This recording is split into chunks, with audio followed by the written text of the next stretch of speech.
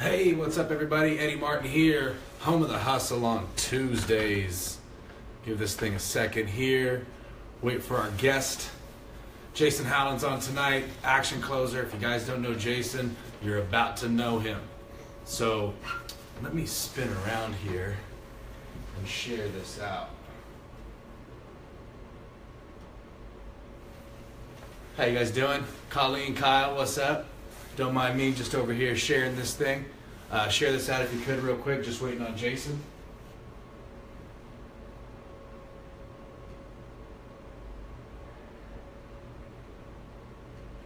Come on, man. Internet's slow.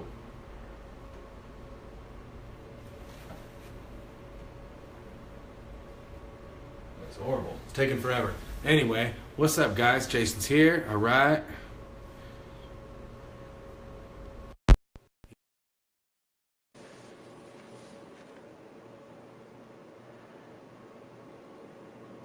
I am just sharing this. What's up, man? What's up, man? How you doing? Hey, best day of my life, man. Dude, every day is the best day, isn't it? Yes, sir. Dude, I love the mic setup. Yeah, the little studio going on, man. Like, that's where we hang out. Yeah, that's awesome. Well, in case you guys don't know, this is Jason Howland. How you pronounce your last name? Howland? You froze? Can you hear me? Yeah, I'm here. Okay. How do you pronounce your last name, man? I hate to mispronounce somebody's last name. Howland, H-O-W, Howland. Sorry. Howland. Jason Howland. The phones are blowing up. ActionCloser. So I appreciate you guys hopping in here with us tonight. Hopefully you guys shared this out. I want to introduce you guys to a guy that I hit it off with, a couple weeks ago? Yep. Probably something like that, a couple weeks ago. Don't know how or where we ended up connecting, but we did. And super cool dude. So I figured we get him on here. He's got a lot of knowledge, a lot of information. He's got a lot of stuff going on. And there's probably some people who follow Home of the Hustle or share with Home of the Hustle that don't know Jason. So let's just start by, learn a little bit more about you. So where, did you just tweet something?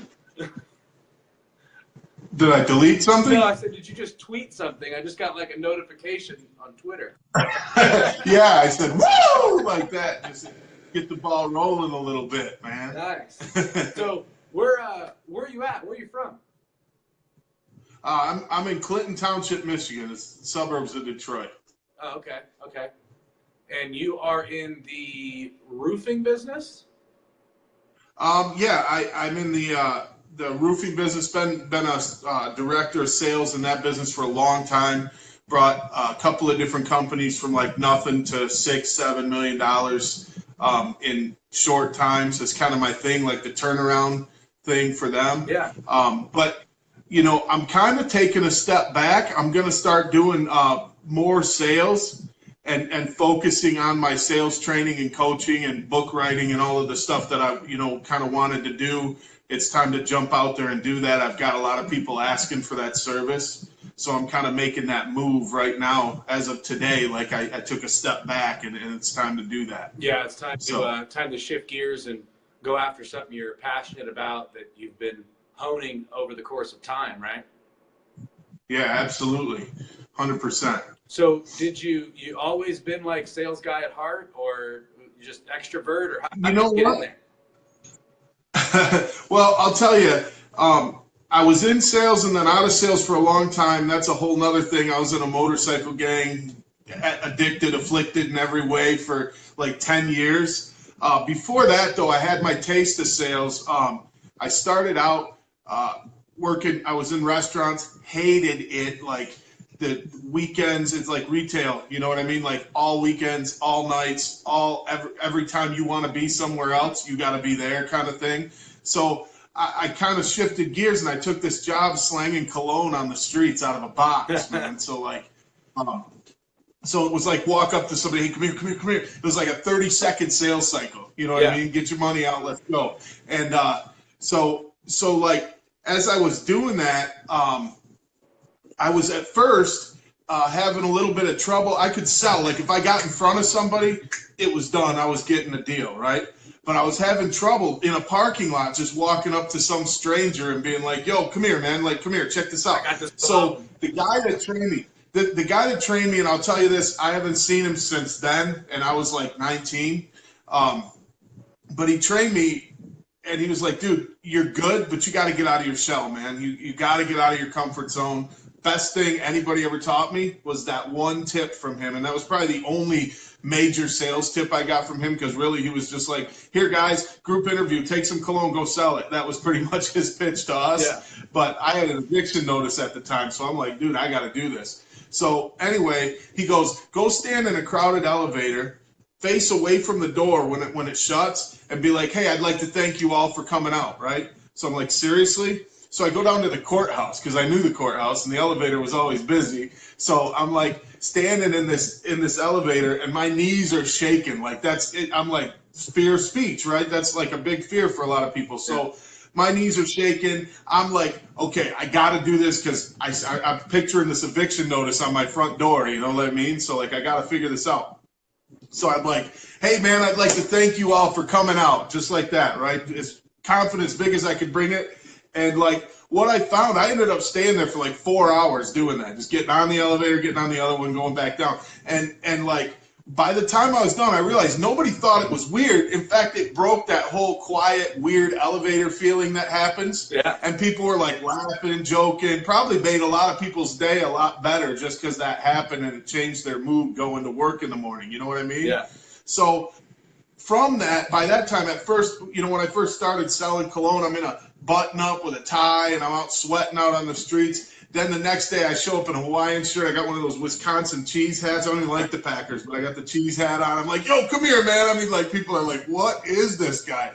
But dude, I was making, you know, they had this system where you sell enough cologne, they give you your own office and let you run a business with it, right? Mm-hmm. So I was like the man. I got my office, all that. They were like, I don't think they knew what to do, because nobody ever really got the office before, you know what I mean? But they give me this office, and I kind of fell apart at that time because I was a 19-year-old kid, no idea how to scale a business, run a business. I could get people in for a second. I could get people in and hire them, but I didn't know what to do with the money, like how to work the bills and all that stuff for office and all that. So that kind of fell apart. Then I went off the deep end shortly thereafter for like 10 years. Came back out of that, you know, putting my life back together. Like, family doesn't trust me, friends don't want to talk to me, and you know what I mean? Yeah. Like, I got to build that.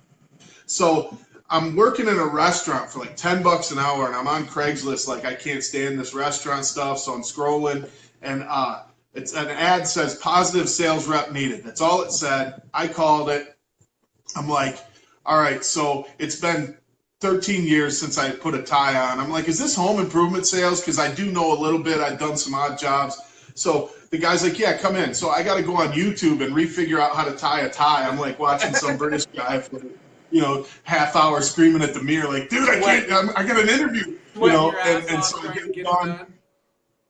Yeah, get the job done, go out, man, and I'm like, go through 2 weeks of training. Training was awesome, like right from the get-go, like the whole sales idea and all that was awesome. So then I go out, my first lead, right? They're like, hey, it was Friday. I was supposed to finish training Monday, but they're like, we got an extra lead. I don't know if they did that on purpose or not, but it's a siding lead. Go sell it. So I'm like, all right. So I get all the way to this house, right?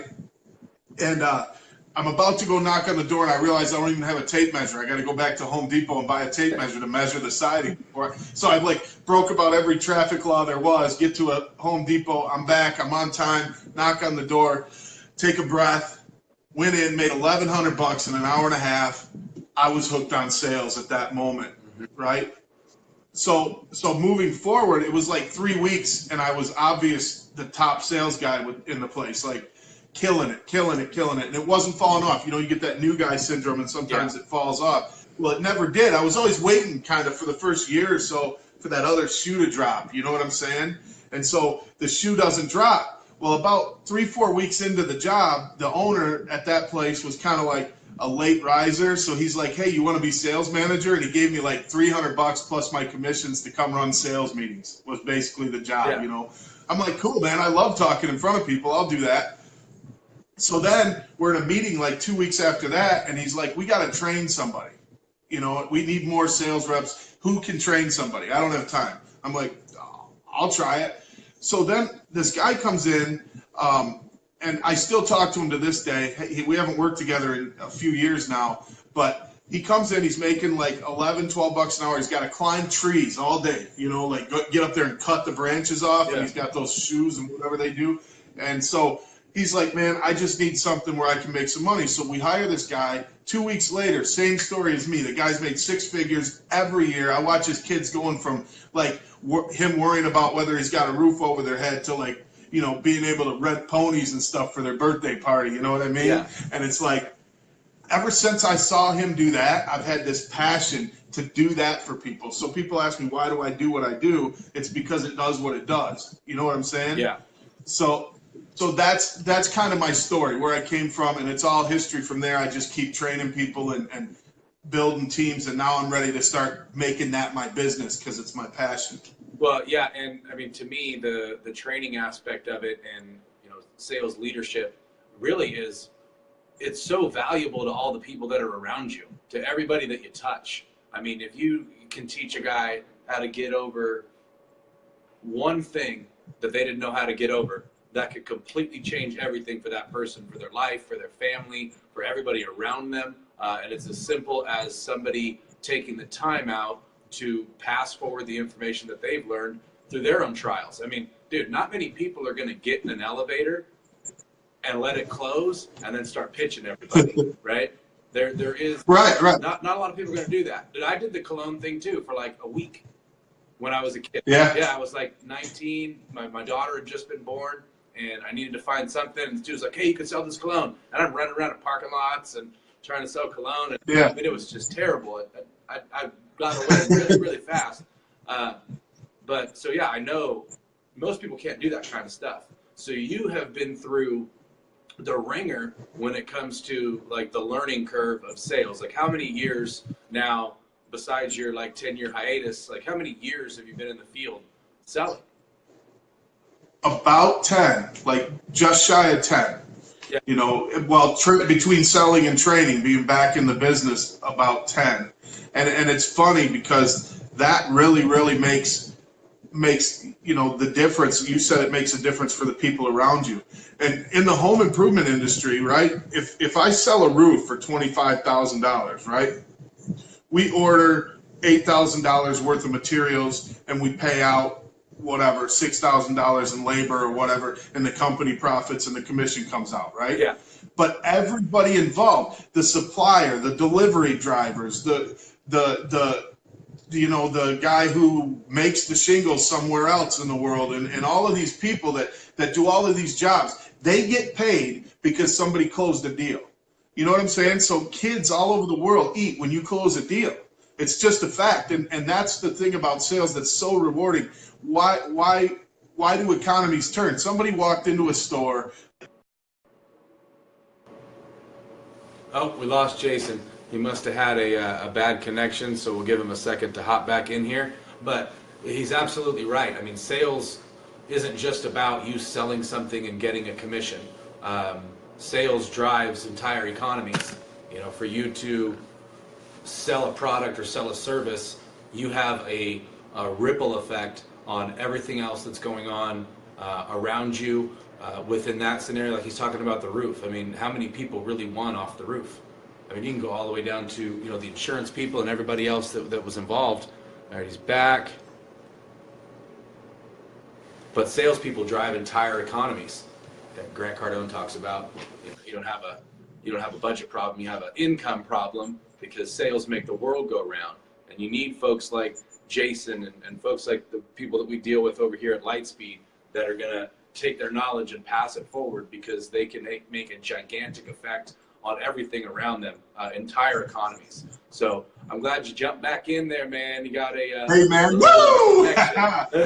You know, So yeah, but I mean, I got this story that I've always told to my new sales reps and people that I hire. Hey, talking about sales making the world go round. Think about it this way: somebody back in like 1900 or whatever walked into a store, the local general store or whatever. They said, "Here, I got this thing. You can chew on it, man, and it's gonna last hours. It's gonna keep its flavor. You don't have to swallow it. Try this. Okay, here, put a piece. Just try it. You want to carry that on your shelf, right? Everything in the world that you buy has been sold at some point, right? We think of it in this retail idea of like, look at a price tag. That is sales. Somebody has come in and pitched that product to somebody and made that thing a reality out on the shelves. If there wasn't a salesperson, we wouldn't have bubble gum. We wouldn't have cars. We wouldn't have anything if somebody didn't bring it to the market. You know what I mean? Well, so it's an important job.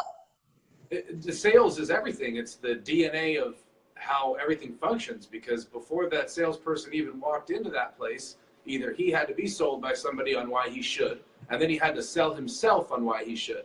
Maybe he created the product and he's out there selling it. Well, the first sell that happened was him saying, the market needs this solves a problem, I can do this, starts with the sale.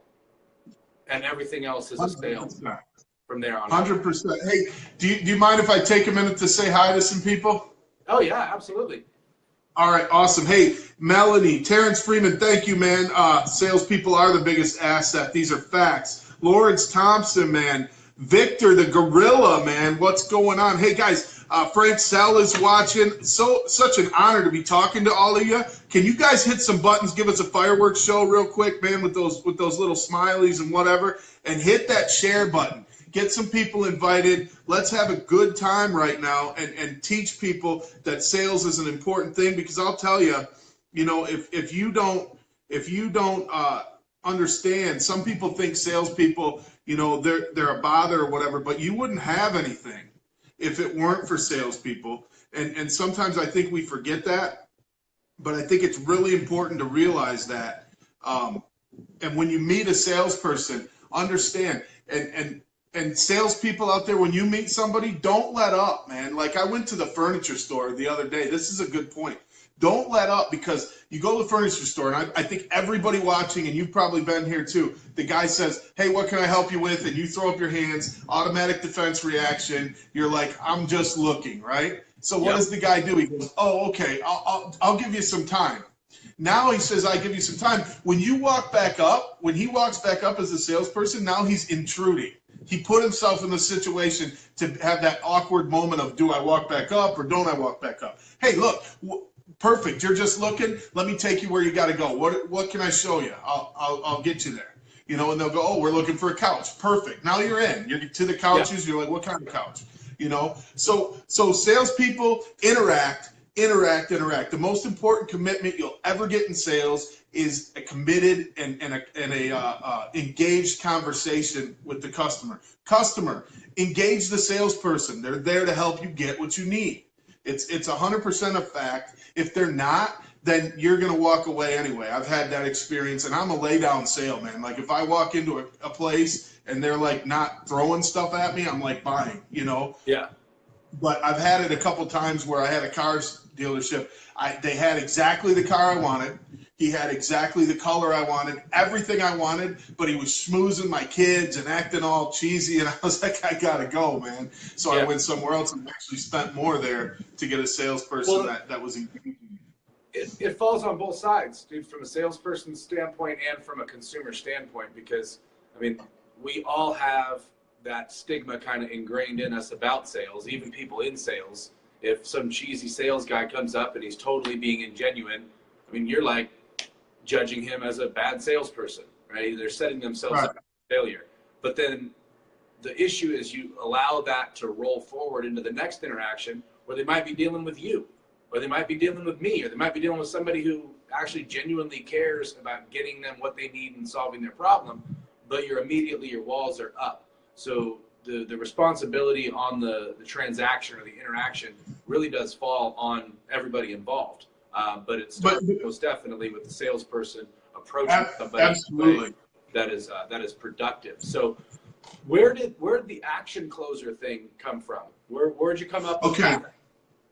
All right. So my theory, on closing is that everything has to be closed. Everything, right? I got a deal, or I got a task I want to get done. I got to close that. I got to finish it, right? An action closer is a finisher. It's somebody that's going to take action to close things up. I'm going to, I want to start this business or scale this business that I've run for a little while now to a bigger thing. It's time to close that deal. It's time to take action, make it happen, right? You got a thing you want to do in your life. It takes a close. You got to close yourself mentally and close those doors behind you and finish things. So that's where that came from. Like, I think the most important thing in the world in business and entrepreneurship is to close, like, and to take action immediately on an idea. How many times, I know you've done it, I've done it, everybody watching has done this. How many times have you said, I'm gonna, I got this great idea, and then you forget the idea or can't put it into action because you didn't do it when it came? Yep. You know what I mean? Or at least take the action to get it written down or put a note in your phone as you're walking, because if you don't, it's gone. It's going to go away. Yeah. So that's where that came from. So many times that I couldn't even begin to count or have any sort of idea of how many times I've had an idea that, this is the greatest idea, blah, blah, blah, we can do this, and just don't write it down, don't do nothing. And it does not only go with ideas, it goes with freaking tasks. It goes with everything in life. I mean, I went through a little period of time where I was just bombarding myself with self-development and with information, and you're just ingesting information, but the only thing that really matters is what you do with that information, and that is the action. Like actually going out and applying the information that you're taking in. So that's why the whole action closer thing really resonates with me, because at the end of the day, if you don't even have to know nothing. If you just act and you learn as you go, you'll stumble your way there, but you got to act. Yeah. You know how many times? In fact, I got a perfect example. One of my clients has a salesperson that she's all she does is take action, and it works. Like she doesn't really know, she's learning, but she doesn't, when I came to his organization, she didn't know much at all about sales, but she was still getting deals because she was just out there bumping into them. You know what I mean? Just constantly just doing something. And that activity, that level of activity, now once you hone your skills, you're a master. If you can master the idea of just being active and going and pushing, dude, you're gonna have that. Just learn the skills on top of that, and you're going to be a master in the art of closing deals. Absolutely. You start adding information and actual practical knowledge, because something that might work for you, like you're teaching sales training, something that might work for you might suit your personality, and it might work well because it's something that you picked up on. But somebody that goes out there and just acts and maybe doesn't take in a lot of information can develop a baseline of what works for them and what doesn't work for them that's congruent with their personality. And then when they start taking in actual hard information and actionable advice, then they can now have a place to mold that where it fits for them. Like, I'm not going to ask a guy in a deal, have you seen enough to make a decision? That line does not, that's not something that I can say to somebody. It's not congruent with who I am. So you broke up for a second. What was the line? Oh, I said the have you seen enough to make a decision? Oh, okay. Have you seen enough to make a decision? That is not a line that really goes together with me and my personality and how I get the job done. But if I were to just pick up a sales book and was learning lines, you're going to throw out whatever you're being taught. So I think that going out and acting and getting your teeth kicked in is a great place to start. But if you just go get your teeth kicked in and then you don't train, you're going to lose in the long run. Right. I think like you said, there's a baseline amount of knowledge somebody has to have. And being from a home improvement part of that industry, that type of sales is tough, man. I mean, those are some of the best closers, because they got to walk in to somebody else's house and they got to walk out with a check for anywhere from 6 to 12 to 30 grand in their hand when they leave. And so obviously before you could send somebody out to do that, they've got to have a process. And that's another thing too. You say get out there and bump yourself around, sure, but you should still have a sales process. Systems and tools sell. So Absolutely. if you got something, if you got something to start with, you can stutter and stammer through it and mess it up and whatever. People don't care about that. They care about confidence, and they care about the fact that you're doing something in order. Because what happens is, especially in home improvement, you've got a book to go through, and if you start letting the customer ask questions and get you off your schedule, so to speak, you're going to hurt yourself, because you're going to lose track of where you are, and you're going to be doing one thing twice and missing another thing, and those commitments that you get throughout that pitch of which one do you want? Oh, I want that one. So no matter what's out there, you want this one. Perfect. Now, no matter who they're going with, they're picking that at least. So at the end, it's about the money, and I can convince them to spend the money. Yeah. And so, yeah, definitely great information. Yeah, I mean, from a sales training standpoint, I think you and I come from the same sort of background, right? No training, literally hit the ground, bleed all over the place, lose some teeth, and learn your way through it. So I think I'm a little biased when it comes to the baseline of what a salesperson should do, because I feel like you should have a period of time where you go out there and you don't know what the hell you're doing, because the fact that you keep acting and you keep producing that action and that result of just keep doing it, that then you come back to training and you're like, it's like basic, dude, it's like going off to basic training. You need systems, you need to know what you're supposed to say, you need training. I hate being the guy that says, I don't wish anything was different about anything that happened to me, because if anything was different, then I wouldn't be who I am. I look back on it when I got into sales, I get outside sales at 22, no training. My training was, you got 2 years to figure it out or you're fired. That was my training. And I didn't mind the first little bit of time where I was out smashing 60 doors a day. I didn't mind that, but looking back on it, that was the boot camp that was necessary and needed. So I really believe you got to go get your ass kicked, and then you can hone in, and then you can be a badass. Right. Well, I think there's a balance, because what you realize, the one thing you'll realize by doing that is that you're out there, you get the one, right? You get that first one, and all of a sudden, you're like, okay, this can be done. You know what I mean? Yeah. And it is just totally your level of action. That night when I got that first deal, dude, I was there for 3 hours. I wasn't going away without a deal. And it wasn't like I did it perfectly, but what it was is I was determined to just keep acting on whatever objections they were throwing at me, and trying to spit out whatever canned information they gave me to go through when the person says that. And you just said something that really resonated with me, if I could. The no training thing, right? People like me and you, right? What if, and you and I have had this conversation in private, I think, before, but what if people knew how to close deals coming out of high school, coming out of junior high? Like, that was something, because think about it, that's what is most important in the world. You need a job. I don't care what job you're trying to get, you got to close that deal, and whoever closes that deal is the one with the money.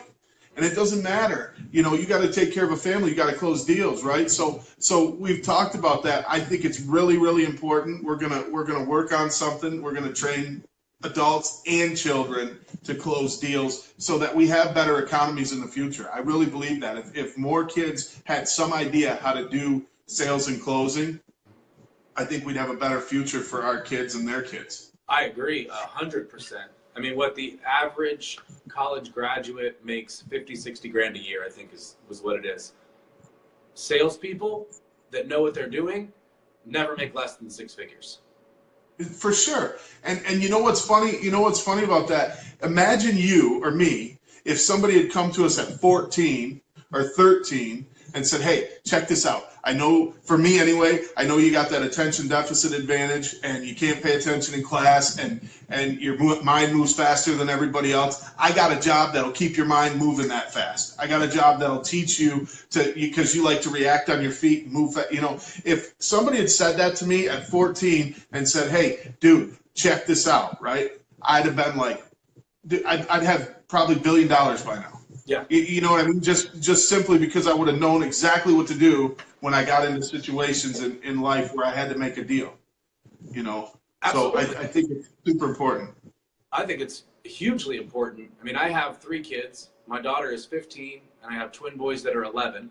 And since they were tiny, I have always been trying to like wrap a sales blanket around everything that they do and teach them, you know, the things that matter and the things that don't, and how to kind of get their way, but then also allowing them to use their own personality to do that. I mean, we're selling from the day that we're born. We just don't know that we're doing it, right? How do you get the bottle? You scream and frickin' cry until they stick the bottle in your mouth. I mean, essentially, we're like a dog. Dude, that's closing. That's persistence. That's rule number 1. You know what I mean? You just keep crying until you get what you want. Then you learn to talk, and then they start to go, well, why? Well, why? Well, why? Well, why? You know, and I think one of the points Grant Cardone has made in the past that I agree with is we teach our kids no, like to take a no and be polite, and yet that why is what would get them the business that they need when they get older, or make them the money that they need. So I think it's got to be a different type of obedience that you teach instead of you know, just flat out no. It's like, close me. Me. Tell me why it's a good idea. You know, tell me why I should do that. You win some, you lose some. You're not going to close every deal, but at least you're in the right field anyway. Hey, real quick. Yeah, go ahead. Frank, man, thank you. He says it's great stuff. Crystal, University College, she said it left her 80 grand in debt. Okay. And she's nowhere near the field she studied. And I see this story. I was a recruiter at one point for a sales organization where I was corporate trainer, and they couldn't get me good enough people. So I'm like, well, let me recruit for a while. And I did. And so what happened is I realized half of the people at the job fairs and on monster jobs and all that, they all got these degrees, and they're looking for a job that's way under the degree that they were hoping to have. You know, they're 10 years out of college, they're hoping to get 30 grand. You know, they're 10 years out of college and they're not anywhere near their field. I think that's a great point. Thank you, Crystal. You know, so I think that's really, really awesome to think about. Just guys, if school ain't for you, quit and go sell stuff. Yep. You know what I mean? If you're not going to be a doctor, don't bother with it. So, I got one of my sons right now. There ain't no way he's making it all the way through school. That boy does not care what is going on in that class. And he's cool. This is what he wants to do. This is what he tells me. He says, Dad, I'm going to buy an RV, and I'm gonna run my online business, and I'm just going to sell and drive around the country and look and see everything. Cool, man. Hey, that's not bad. Let's do it. What do you like? What do you love? What do you want to do for the rest of your life? Yeah. What makes you happy? Because it ain't going to be the same in 10 years, so do that now. Does Bentley make an RV? They're about to. Right? Can you get a converted Lambo or something? Like, exactly. With that mentality, that's what it'll be. But I think, you know, going back to what we were talking about, we are instinctually salespeople. We're born salespeople. We have to learn how to sell to get our way through life. And I think we get to a certain point where society just breaks you down, and standards and what you're supposed to do, what you're not supposed to do. Some of that has to do with your parents and the whole no thing. And some of it has to do with your surroundings, the people around you, what teachers, what's considered acceptable.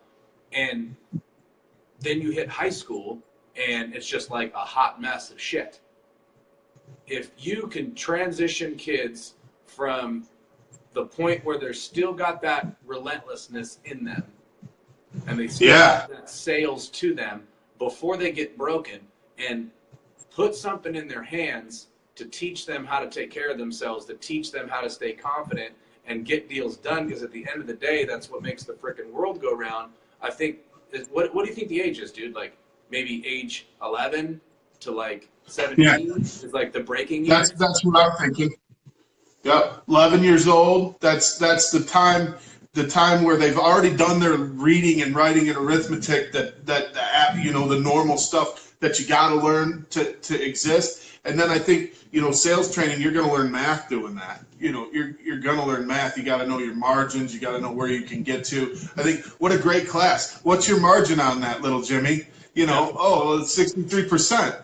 Awesome, because you need to know that to live. You need to know you got this much bills, and I make 135% of what my bills are. I got to make some more. You know what I mean? And also the attitude of not being raised to be average, which is what our schools do today. Hey, look like him, act like him, look like the neighbor, buy a car because the neighbor likes it, buy a house because you think your neighbors are going to think it's cool, do this because of that. Hey, man, like, what do you like, man? If you want to drive a purple minivan because you like it, then drive a purple minivan. Don't care that I think it's stupid, but you know what I mean? It doesn't matter. Whatever it is, live your life in a way that fulfills you, and learn that school in this conformity is to create a middle class that can pay taxes. That's the whole purpose behind it. Yeah. And you don't need to be there. You just don't. I agree. Well, and you got to figure out what makes you happy, man, without diving off into a whole nother topic that we could go down, because it's true. Right. Like, we don't know, like, we're raised to be average, but maybe the things that you like you find yourself as an adult and these are the things you like Gary Vee preaches about it. Well, if you can make 60 grand working for yourself and selling all your shit on eBay, and it makes you happy, do it, whatever. You don't have to be a billionaire or a millionaire, and you're not going to be the next, Michael Jordan. It's likely not. And coming to a point of acceptance of who you are and your self-awareness to the point where you know what you want. Because there's the opposite side. So there's the side that's trying to tear your ass down and make you conform to everything. And then there's the other side that sensationalizes things up so high that most people can't get there. And then they just fall way down into the shit because they're disappointed in themselves because the standards have been set too high. The distance between the two things that people think that they're supposed to be doing are so different that people end up on the shit side instead of on the good side. So, well, I think one example that I've heard used and I've used is how far are you right now from your potential? Where do you want to be? I think the biggest thing that bothers me is when somebody isn't living to their potential. You know what I mean? I hate to see poverty. I hate poverty. I've been there, I've lived on the streets, I've been behind in the rent, I've had eviction notices, I've been evicted. That sucks. And it's a mindset, and you're not living up to your potential. But listen, this is the thing. People have this ability, and if you look at where you can be and where you are, and you look at that distance and you go, okay, what are the things that are if I'm on a motorcycle and I'm cruising down the highway, what is in my way? What am I going to go around or over to get to that potential, right? And I think that's where the thinking, if they would just teach that to kids, live up to your potential, yours. If and it doesn't have to be money. Maybe somebody wants to move to the woods and build a log cabin and live off the land. Awesome, sweet. I'm not going to do it, but if somebody wants it, and that's what fulfills, and on top of that, they have to take care of theirs. If you're going to make a family, take care of the family. If you're going to have but if that's what you and your family do, cool. But it's potential. Don't build a 3x3 hut if you're going to go live in the woods. Build yourself a log mansion that you can do, and make it the best it can be for yourself. You know what I mean? I agree with you completely. So what are we working with here? Okay, we're coming up on time, so I don't want to be aware of where we're at. So I don't know if you guys knew Jason before, but you see now why me and him hit it off and why he's on here and why I want to make sure that all you guys know who he is, because he's a good, solid dude with a good, solid message that is just trying to live up to his potential and go out there and act upon his purpose. And so I wanted you guys to know him. I wanted you guys to meet him. And you'll have some new friends, you know, after this. And I'll probably have some new friends that didn't know me because of you. And now because you're here, they know me. So this is the beauty of community. This is what we do here at Home of the Hustle. This is how a network works, right? Awesome. It's a give and take. So where can everybody find you? I know me and you are like connected everywhere, I think. So where can these guys get you? Well, you know, you can call my office. It's 586-231-1497. If I don't pick up, I promise I always return my messages. If there's 40 of them, I call back. Message me on Facebook Messenger. Hit me up on Twitter at Jason_Howland. You can grab me on Facebook anytime you want to. Like, I'm available and I respond. And anyone who knows me that's watching will tell you, if you talk to me, I will respond, whether it's now or 3 hours or 4, you know, it's just whatever I'm doing. But the interaction to me is the most important thing. No matter how far I take this business, I want to interact with people that are learning from me, because I need that. I need that testimony to myself that I'm doing the right thing out there. So if you want to reach me anywhere, just type in my name, type in ActionCloser on Google. That comes up too. Whatever you want to do. Sweet. So and JasonHowland.com. Say that again. I think I cut you off. And my website is JasonHowland.com. Really easy to remember. Sweet. So you got a book coming out. I know we're winding down, but we didn't mention the book. I want to make sure everybody knows what you got coming. Okay. Yeah. The book is called Becoming an Action Closer. Okay. Becoming an Action Closer. It's how to learn to take that action. Awesome book. The first chapter, chapter 0, tells my whole story of the motorcycle gang, all of that, and how I came to be a maniac from the bad side to a maniac on the good side. And then it walks you through the whole sales process, talks about bulletproof mindset. There's all kinds of great information. And then chapter 12 is actually an activity book that goes through each chapter and gives you activities. And I'm going to post that book on that chapter on the website. So when you fill that one out, you can always go in and print another chapter and work it again and again if you want to. I think it'll be a huge tool for people. That's awesome. That is awesome. When is it supposed to drop? Well, the book is written. I've got somebody working on a forward for me, really good friend of mine, not the fastest writer, but I want him to write it, so that's part of it. And then the cover work and stuff is in the works. Should be within the next 2 months, and I will give you an update. Well, when you drop the book, we'll definitely get back together and get on one of these again and talk about the book, because I love everything that you're doing, and I want everybody to know you. Okay? Thank you. Tomorrow night on Home of the Hustle, Frank Sell has Jordan Stupar on. Jordan is a former sales guy for Grant who went off and doing his own thing now. Jordan's a super cool guy, close friends with our Freedom Fridays brother, Justin Myers. So tomorrow, don't miss that one. Jordan Stupar on with Frank Sell tomorrow. Thursday is the Law. Lawrence Thomas, he'll be here on Thursday. I'm not sure who he has on. And then Friday, Justin Myers with the Freedom Fridays, and Saturdays are Savage Saturdays with Daniel Joseph. So stay close to the page and pay attention, because we all have different times that we go on based around our schedules. What's up?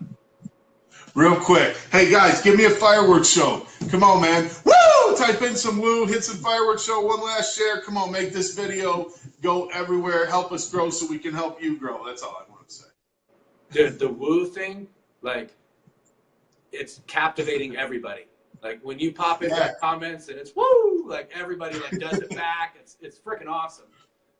I love it. And you know what's funny? I watch a video and I haven't even said anything yet, and 12 people say woo right off the top. So it's awesome. I thank you for that. Yeah. So fireworks show's going off, man. Awesome. Thank you, everybody. Woo! So yeah, thanks for having me on, man. Awesome time with you. Absolutely, dude. I appreciate you. I appreciate everything that you're doing, and our relationship will continue to grow. And we got a lot of good stuff coming down the pipe for us and all of our networks and everything that we have going on. So I'm really excited about that. Hey, you're with the like ETE and the Flipper and all those guys on the, what is it, the Elite Closers? The Powerhouse. The Powerhouse Show? No, I'm not with the Elite Closers. I support them. They're awesome people, but the Powerhouse Show is a Friday night show too. Okay, So, sweet. yeah, So and that's check Chevy them out on Senior, Friday nights, ETV. as long as it's not when Justin Myers is on. And, and then go check them out afterwards or before. I was bringing up the Elite Closers thing because what the one gentleman's doing where he's like basically went homeless and selling himself across the country. I need to get with that dude and get on the phone. I'll hook you up. I talked to him on the phone yesterday. I talk to him all the time. He needs support. Yeah, that dude, he needs to feel the love from the network because he's put himself out there big time. Yeah, do that. Go follow their page. Yeah, follow Elite Closers, and by the way, he's got some great sales plans in the works. He's making a progress. He'll have a Lambo by the time he gets to California. So I'm excited for him. That's awesome, man. Awesome. Cool. Well, I appreciate you coming on. I appreciate all you guys hanging around, sticking around. Thanks for the shares and the love and all the support that you do. We'll see you guys tomorrow with Frank Sell and Jordan Stupar. Go to homeofthehustle.tv and get registered so we can send you all kinds of cool stuff. Have a good night, guys. Take it easy, dude. Thanks, man. Woo! Peace. Woo!